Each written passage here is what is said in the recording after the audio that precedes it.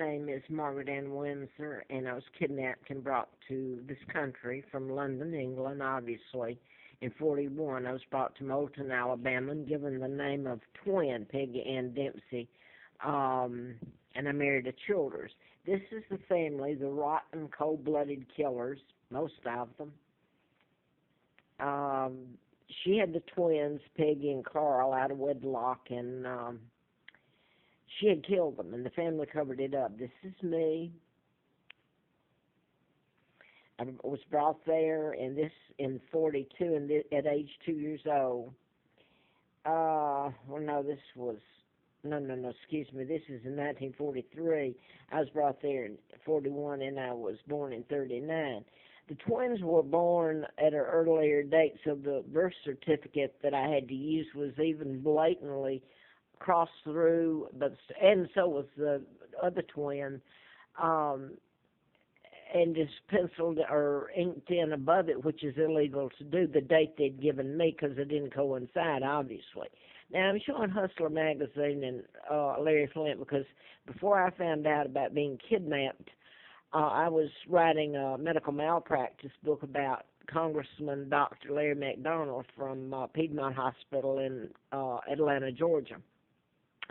I was writing about the Des Warren and Rosina Matthews, forensic pathologists there. They were gunned down in Cobb County. So I could go on and because the names and the list of it was pretty big. So I had antifreeze put in me, April Fool joke. As it is, it was as it isn't joke enough to do all this to me and kidnap the monarch. I'm Victoria II, and that's very true. Elizabeth's father joined with John Kennedy's father, Joe, who was ambassador sent there by Roosevelt, and the New World Order, which is in place now, by the way, the Illuminati, the Rothschilds, Rockefellers, Bilderbergers, and my own uncle, Elizabeth's father, helped take down his own brother, the cold-blooded man, and kidnap his own niece, heir to the British crown. There was a 99-year seal on it, for God's sake. Who needs a 99-year seal placed on it unless you're covering up the biggest crime in history?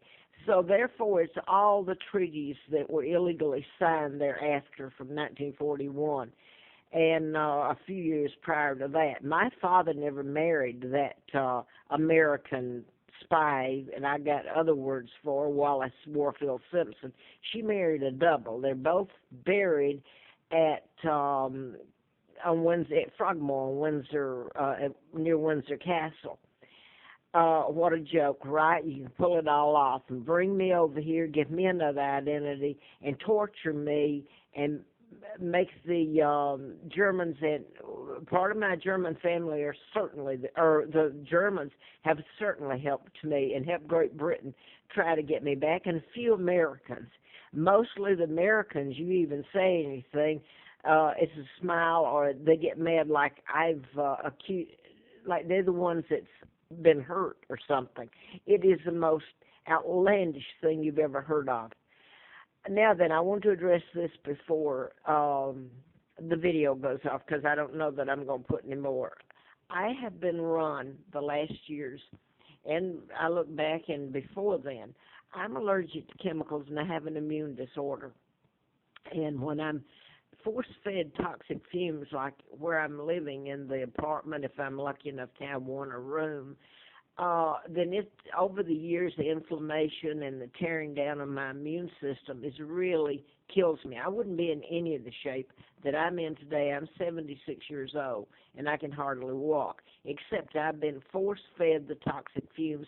I've even put Virginia State retired trooper Carl Barton, and I mean, by putting him up here, I put it up before, I don't mean him any harm, but they told me since my word's been made no good, this country's done such a good job at it.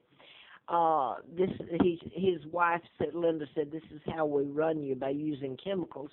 And then also there's a threat, because nobody's gone on up to this.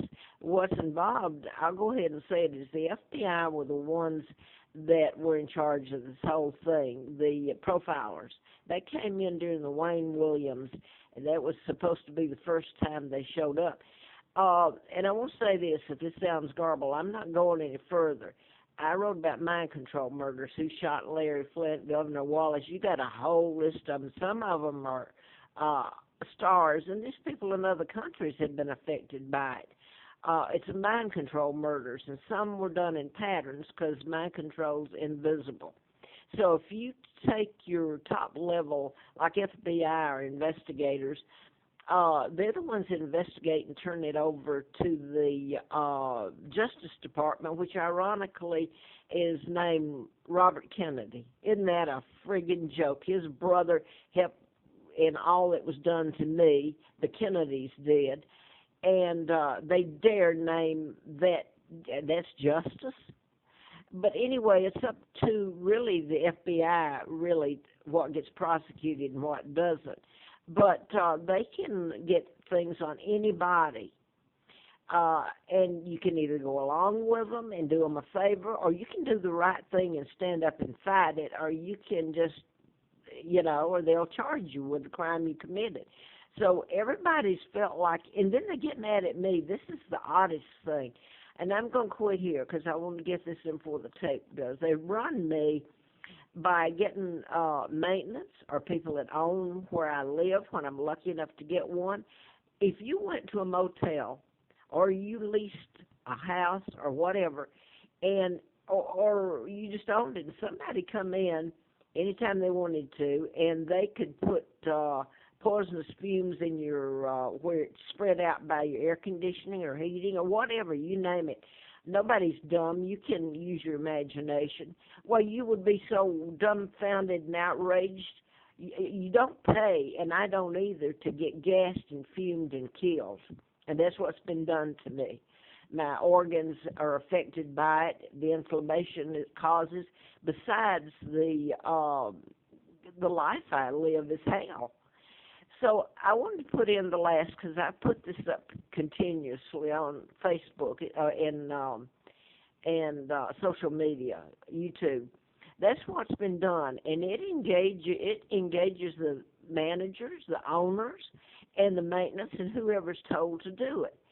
And so they're all culprit to a crime that is so huge. And how many people got in on it? Because you can't take a picture of it like the video it like the police hitting the blacks or anything like that. It's not that quick and dry. It takes more, and people somehow dismiss it like it's any less a crime or any less painful and detrimental. So I have been run again. I mean, it hasn't stopped, but I've stayed, and I'm not going to name it where I'm at the moment. I stayed here from January the 20th, and it could have been at least halfway livable. They did the same thing here, run me from room to room. I can't move. I'm so sick. And the fumes and gases, and they'll just say it's not happening, which is a lie. So anyway, this has bounced me around, and I'm just going to say that I had to come back to the same place right now, and I hope I get this on the video. It's going to go off. But I'll go ahead and say an extended stay, and I paid them just about every bit of money I had to stay a week, and you should see what happened there. It is the most atrocious, and everybody saw it and witnessed what happened. And by the way, it was 2 blocks down from WDBJ 7 here I went out to camp and at North Creek. And when I got out there, they burned formaldehyde, which they've burned in the past, and that's on federal land. It's illegal. It's a federal crime, but not if it's not prosecuted. I was so sick. I can't sleep. I start urinating. It causes you to lose the body fluids, and I can't sleep. I can't close my eyes. And then it got so bad it was raining and lightning, and when I went out there as a refuge from this crap here and took what few things I had with me, I thought, well, I'm getting vertigo, and I certainly can't be out here. There was a host out there. So anyway, I'll leave it at that. The vertigo got so bad, and then I realized that it's something that they turned on, some kind of fuel out there that they were using on a campsite or something. And there was only a couple of people out there, and me and the host. Anyway, I was so sick I couldn't lie